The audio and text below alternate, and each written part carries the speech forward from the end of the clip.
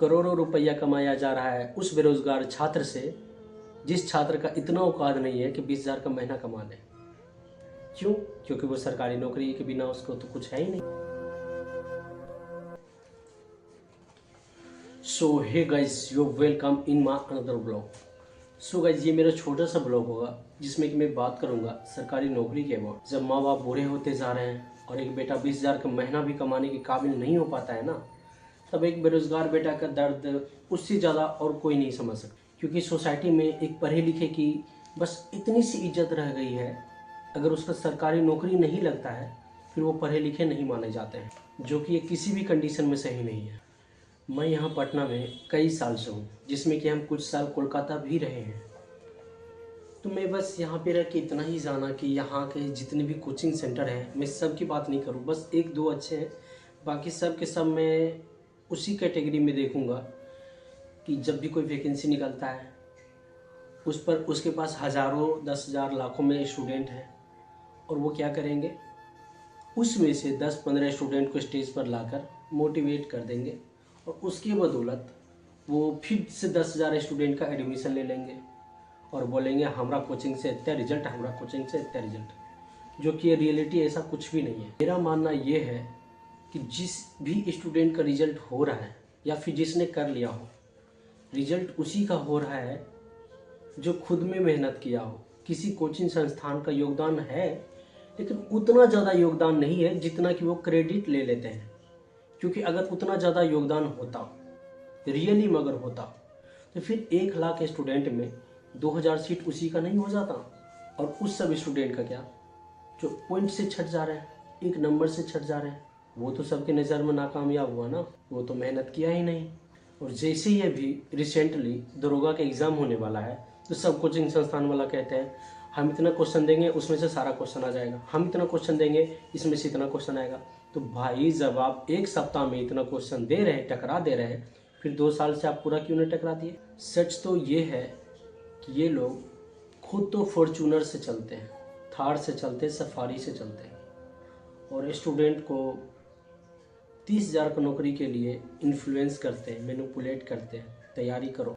एक तो टीचर ये कहते हैं कि अगर कोई 2 लाख का महीना कमा रहा है और कोई 20,000 का महीना कमा रहा है, तो जो 20,000 का महीना कमा रहा है ना, उसका ज़्यादा वैल्यू है। पता है क्यों? क्योंकि उसका सरकारी नौकरी, और वो खुद सफारी रखे हुए हैं, लेटेस्ट स्कॉर्पियो ब्लैक का रखे हुए हैं, और दूसरे को बोलते हैं 20,000 के महीना में ज़्यादा पावर है, 2 लाख के महीना में पावर नहीं है। अरे भाई साहब, तो फिर आप ही क्यों नहीं कर लेते हैं? हुआ था आपका भी 2014 में, काहे छोड़ दिया?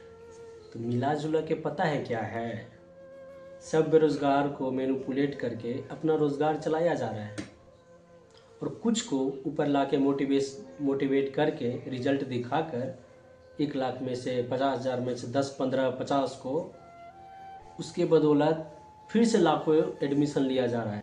करोड़ों रुपया कमाया जा रहा है उस बेरोजगार छात्र से जिस छात्र का इतना औकात नहीं है कि 20,000 का महीना कमा ले। क्यों?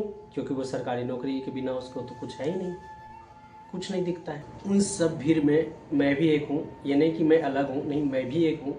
मैं पहले ड्राइंग करा, फिर मैंने म्यूजिक करा, फिर मैंने इंजीनियरिंग करा, फिर जनरल करा, फिर हम कोलकाता जाकर म्यूजिक करें, फिर कोलकाता से वापस पटना आके अभी जनरल कर रहे हैं। अभी 2 दिन मेरा दरोगा का एग्ज़ाम।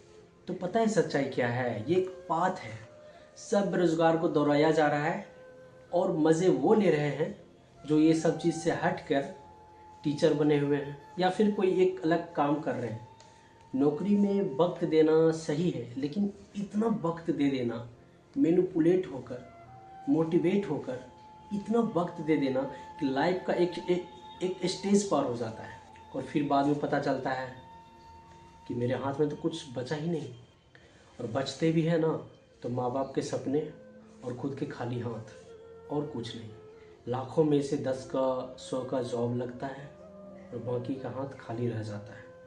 तो वक्त रहते ही अगर समझ जाए तो ठीक है, नहीं तो फिर भैया वही बेरोजगारी, वही भीड़, वही तंगी, वही जीवन, और कुछ नहीं। तो मेरे माइंड में ये चीज़ काफ़ी टाइम से कंक्लूजन चल रहा था, जो मैं आपसे शेयर कर पाया अपने ये छोटे से ब्लॉग में। डोंट बी सीरियस, ये मेरा खुद का ओपिनियन है, आपका नहीं। आपका ओपिनियन कुछ और हो सकता है, ये मेरा पर्सनल खुद का ओपिनियन है। So I hope you will understand my word and don't act wrong, and thank you for watching me, and I'll meet you in my another blog.